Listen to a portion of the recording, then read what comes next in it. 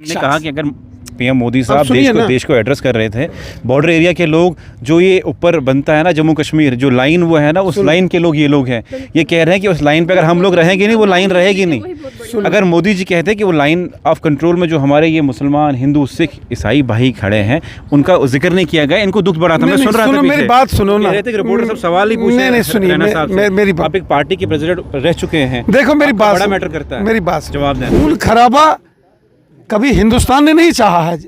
हिंदुस्तान वो मुल्क है जिसके प्राइम मिनिस्टर वाजपेयी साहब बस में बैठ के लाहौर गए थे। लेकिन सवाल ये कि कांग्रेस कहती है कि हमने बातचीत करनी है, पार्लियामेंट का छोड़ो ना, इस समय हम नहीं सियासत करेंगे। देखिए पार्टी के प्रेसिडेंट रह चुके हैं, कांग्रेस सवाल पूछती है कि देखो मेरी बात सुनो ना, एक पार्लियामेंट का सेशन होना चाहिए। जब बीजेपी थी उनने भी मांग की थी सेशन की। मैं किसी सियासी वाजपेयी साहब किसी आपके, चूंकि मेरे साथ इस समय मेरे काबिल दोस्त शबीर खान साहब खड़े हैं, मैं किसी सियासी सवाल का जवाब नहीं दूंगा। जब सियासत का मौका आएगा आपके 1000 सवालों का जवाब दूंगा। आज सियासत का मौका नहीं है। फायर हुआ और ट्रोल आर्मी ने हमारे जो फॉरेन डिप्लोमेट है उनको गालियां दी, उनको अपना ही ट्विटर अकाउंट लॉक करना पड़ा। उसको किस तरह देखते हैं? देखिए पाकिस्तान बुज़दिल और कायर मुल्क है। नहीं, सीज फायर पे मेरी बात सुनिए ना, डिप्लोमेट को नहीं गालियां वो जो डिप्लोमेट फायर नहीं होना चाहिए। वो नोएडा से लोग बैठ के कह रहे हैं कि सीज फायर नहीं होना चाहिए। मेरी बात, जो बॉर्डर के लोग हैं उनसे भी सुनना चाहते हैं सीज फायर होना चाहिए या नहीं होना चाहिए। जो फैसला मुल्क के प्राइम मिनिस्टर ने किया है, जो लोग मुल्क चलाते ना जनाब, वो उनको बहुत सारी चीजें देखनी। मिसाइल मारे गए यहाँ गांव में, लोगों के घरों में, सड़कें बर्बाद कर दी गई। बड़ा तबाह कुन मंजर आप इस रजौरी पुंछ के बॉर्डरों पर देख सकते हो। यहाँ मंदिरों को निशाना बनाया गया, यहाँ मस्जिदों को निशाना बनाया गया, यहाँ गुरुद्वारों को निशाना बनाया गया, यहाँ हिंदू, मुसलमान, सिख सबको निशाना बनाया गया। हम अभी बॉर्डर एरिया जा रहे थे कि जब हिंदुस्तान पाकिस्तान की जंग हुई, बॉर्डर एरिया में कितना नुकसान हुआ, हम वो एहसास करने जा रहे थे। लेकिन बीच रास्ते में हमें रविंद्र रैना जी मिले और कई लोग इनके साथ हैं, बातचीत करेंगे। और यहाँ जो पुंछ एरिया के लोग वो भी हैं, उनसे बातचीत करेंगे। किस तरह देखते हैं आप जो सीज़ फायर हुआ, पहले उस पर बताइए आप। सीज़ फायर तो बहुत सबके लिए अच्छी बात है कि हम बड़े खुश हैं ये सीज़ फायर हुआ है। बाकी उसके पहले जो यहाँ पर दौरा लीडरों ने किया है, हमारे ने सब, हर पार्टी के जो लीडर थे ना, सब आए यहाँ पर और आ भी रहे हैं। और यहाँ हम यही देख रहे हैं कि हमारा बहुत बड़ा नुकसान हुआ है और पहाड़ी मतलब बड़े बम पड़े हैं यहाँ पर, और एक एक पंचायत में बहुत नुकसान। अभी मैं जिस तरह देख रहा हूँ, हिंदू मुस्लिम सारे लोग इकट्ठे हैं। जिस तरह हम जंग में भी इकट्ठे हो गए, क्योंकि पहलगाम में जिस तरह अटैक हुआ उस पर उधर नाम पूछ के मार दिया गया। पाकिस्तान की साजिश थी कि हिंदू मुस्लिम करवाया जाए देश में, लेकिन उसी देश की बेटी सोफिया कुरैशी ने इस वॉर को हेड किया। और आप भी जैसे इकट्ठे सभी लोग, किस तरह देखते हैं आप लोग? आप देखो, हम क्या देखते हैं, सारी दुनिया देखती है ये बात कि आप जो भी यहाँ पर है सब हिंदुस्तानी हैं। हम पहली बात है कि हम सब हिंदुस्तानी हैं, हिंदू, मुस्लिम, सिख, ईसाई जो भी है, हम सब भाई हैं, हम हिंदुस्तानी हैं। हम डट के उनका मुकाबला कर रहे हैं और आप पहले भी करते आए हैं और आज भी करेंगे। आज आप लोग इकट्ठे हैं यहाँ पे, सारे लोग, सभी लीडर इकट्ठे हैं। हम लीडरों से भी यही कहेंगे और लीडर भी यही कह रहे हैं कि हमारा जो बॉर्डर लाइन है ना, इसमें जो बंकर बनने चाहिए, बंकर की बहुत बड़ी तंगी है। क्योंकि हमारे लोग पहले जंग जब हुए हैं उनमें भी मारे गए और आज भी हमारे लिए नुकसान हुआ है। उसके बाद मैं रविंद्र रैना जी से बातचीत करना चाहूँगा। रविंद्र रैना जी मेरे साथ हैं। रैना साहब, किस तरह देखते हैं आप, रास्ते में आप मिले, ये हमारी खुशकिस्मती थी कि आप सभी लोग एक साथ हो। हम बॉर्डर एरिया जा रहे हैं, लोगों से पूछताछ कर रहे हैं कि कितना नुकसान हुआ और जो सीज़ फायर हुआ, सीज़ फायर कितना ज़रूरी था। क्योंकि कुछ लोग नई दिल्ली से कहते हैं कि सीज़ फायर नहीं होना चाहिए, आक्रमण होना चाहिए, वॉर होना चाहिए, लेकिन बॉर्डर एरिया के लोग जानते हैं कि क्या सीज़ फायर है, क्या मजबूरी है। मैं इस समय रजौरी पुंछ के बॉर्डर के एरिया का टूर कर रहा हूँ। पुंछ, मेंढर, सुरनकोट, मंजाकोट, रजौरी, डूंगी, नौशहरा, ढांगरी, सुंदरबानी तक तमाम बॉर्डर के एरियाज़ का टूर करके लोगों से हम मुलाकात कर रहे हैं। जब मैं यहाँ भिम्बर गली के नज़दीक से गुज़र रहा था, चूँकि मैं पिछले 3-4 दिन से डिस्ट्रिक्ट पुंछ के दौरे पर था, बॉर्डर के एरिए के दौरे पर था, तो मेरे बहुत ही काबिल दोस्त फॉर्मर मिनिस्टर जनाब शबीर खान साहब, जो कि एक बड़ी मायनाज़ शख्सियत के मालिक हैं, शबीर खान साहब मुझे यहाँ मिले और मैंने देखा कि बॉर्डर के एरिए में गांव में ये भी जा रहे हैं। बड़ा अच्छा लगा हमें। और यहाँ की आवाम, ये जो बॉर्डर के लोग हैं रजौरी पुंछ के, या जो अखनूर, आरसपुरा, अरनिया, बिश्ना, सांबा, कठुआ, ऊड़ी, टंगढार, करना, ये जो बॉर्डर के लोग हैं, ये सेकंड लाइन ऑफ डिफेंस है मुल्क की। ये सब उसी तरीके से काम करते हैं जैसे मुल्क की फौज काम करती है। इस गांव में जो मंजाकोट का बॉर्डर का LOC का एरिया है, खान साहब मुझे बता रहे थे कि आर्टिलरी की शेलिंग पाकिस्तान से हुई, मिसाइल मारे गए यहाँ गांव में, लोगों के घरों में, सड़कें बर्बाद कर दी गई। बड़ा तबाह कुन मंजर आप इस रजौरी पुंछ के बॉर्डरों पर देख सकते हो। यहाँ मंदिरों को निशाना बनाया गया, यहाँ मस्जिदों को निशाना बनाया गया, यहाँ गुरुद्वारों को निशाना बनाया गया, यहाँ हिंदू, मुसलमान, सिख सबको निशाना बनाया गया। जो गोला बॉर्डर के उस पार से आता है, वो ये नहीं देखता कि इधर हिंदू है कि मुसलमान है या सिख है, पहाड़ी है कि गुज्जर है या बकरवाल है। वो ये देखता है ये हिंदुस्तानी है। और बॉर्डर के लोग जिन्होंने बड़ी जंगें देखी हैं, लड़ी हैं, आज भी वो देश के साथ, देश की फौज के साथ कंधे से कंधा और कदम से कदम मिला के खड़े हैं। और तमाम सियासतदान, देखिए आपका मैंने देखा कल से आप घूम रहे हैं, लेकिन क्या बातचीत हुई वहाँ पे लोगों की आपसे, जिन लोगों का नुकसान हुआ, शेल आए, मकान तो वापस नहीं आ सकते क्योंकि जो मिडिल क्लास लोग हैं उनकी कमाई, उनके पास जो जायदाद है उनका मकान होता है, उनके माल मवेशी होते हैं। क्या उनसे बातचीत हुई? देखिए उसकी भरपाई कैसे होगी, वो एसेस किया आपने? कल यहाँ पुंछ में ऑनरेबल चीफ मिनिस्टर साहब भी आए थे। जैसे मैंने पहले कहा, हम भी लोगों से मिल रहे हैं। खान साहब अपनी सियासी जमात के अपने वर्करान के साथ गांव में ये भी जा रहे हैं। बाकी के भी सियासतदान आवाम के बीच में हैं। इस वक्त हम सब का बिना मज़हब मिल्लत और बिना कोई सियासी जमात के चश्मे से हम नहीं देखते हैं।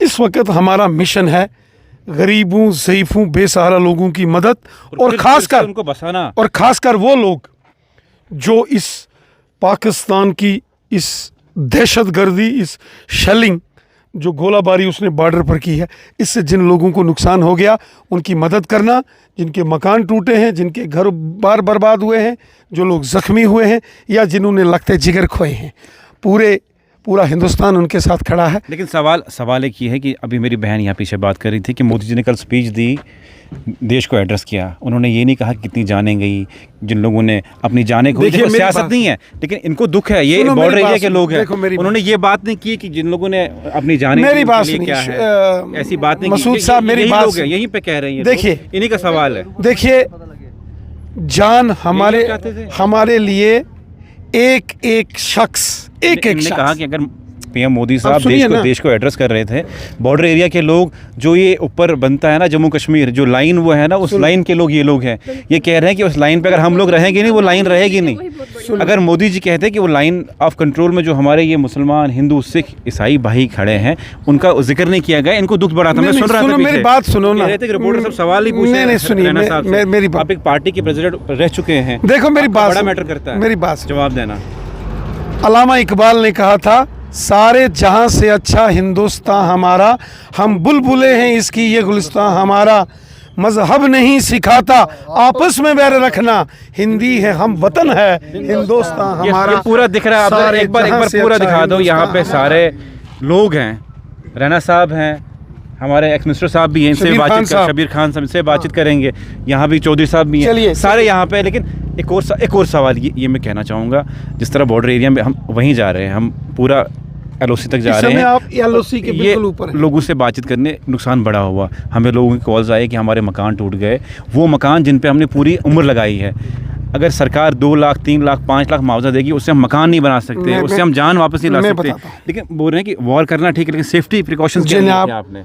जो जाने की बेशकीमती जाने इस दुनिया से चली गई, जो इस गोलीबारी का शिकार हो गई, हम उनके घरों में गए, ताज़ियत की, वो तो वापस नहीं आ सकती हैं। जो लोग ज़ख्मी हैं उनका ज़ेर इलाज पुंछ के डिस्ट्रिक्ट हॉस्पिटल में, रजौरी के मेडिकल कॉलेज में और जम्मू में हुआ। पीजीआई चंडीगढ़, एम्स तक लोगों को हमने कोशिश की उनको एडमिट करा के उनको इलाज कराने की। ऑनरेबल चीफ मिनिस्टर साहब खुद पुंछ में आए थे, वो लोगों के घरों में, अफेक्टेड लोगों के घरों में गए हैं। ऑल पार्टी मीटिंग्स उन्होंने, सिविल सोसाइटी की मीटिंग्स भी की है। मरकज़ की हुकूमत, ऑनरेबल होम मिनिस्टर साहब ने भी ये यकीन दहानी कराई है कि अपने लोग हैं, ये हम सारे हमारे लोग हैं। बहुत सारे लोगों को बॉर्डर से शिफ्ट किया गया है। नौशहरा सुंदरबनी के अंदर लगभग 25 से 30 कैंप्स, टेम्परेरी कैंप्स बनाए गए हैं, शेल्टर कैंप्स, जहां तकरीबन 20,000 के करीब लोग वहां आए हैं। कालाकोट तक लोग गए हैं, जम्मू, पौनी, रियासी तक लोग हैं। इस बॉर्डर के एरिए के लोगों को हिजरत करनी पड़ी है। हमारी कोशिश रहेगी कि हम लोग अपने लोगों, अपनी हुकूमत से मिलके, जम्मू कश्मीर की हुकूमत से मिलके, हम सब ने, जब कोई मुल्क जंग के मुहाने पर होता है, जब कोई स्टेट ऑफ वॉर की पोजीशन पर होता है, उस वक़्त पूरा मुल्क एक होता है। और यही कारण है आज मैं भी इस जगह पर खड़ा हूँ और शबीर खान साहब भी यहाँ खड़े हैं। एक और सवाल आपसे है कि जिस तरह से सीज़ फायर हुआ और ट्रोल आर्मी ने हमारे जो फॉरेन डिप्लोमेट है उनको गालियाँ दी, उनको अपना ही ट्विटर अकाउंट लॉक करना पड़ा, उसको किस तरह देखते हैं? देखिए, पाकिस्तान बुज़दिल और कायर मुल्क है।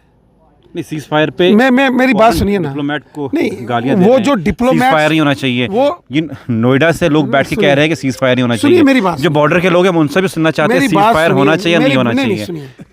जो फैसला मुल्क के प्राइम मिनिस्टर ने किया है, जो लोग मुल्क चलाते ना जनाब, वो उनको बहुत सारी चीज़ें देखनी होती हैं। अब उन्होंने फैसला किया है, आप किसी को पसंद है, किसी को नहीं पसंद है, उसमें ना कुछ आप कर सकते हैं ना हम कर सकते हैं।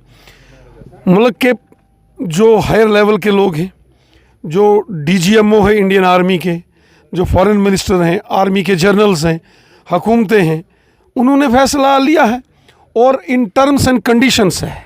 उन्होंने कहा है ये हमारी कंडीशंस हैं, ये माननी पड़ेंगी, दहशतगर्दी बंद करनी पड़ेगी, ये बेगुनाह लोगों का कत्ल ये बर्दाश्त नहीं होगा, और उसको लेके बातचीत चल रही है। खून खराबा कभी हिंदुस्तान ने नहीं चाहा है।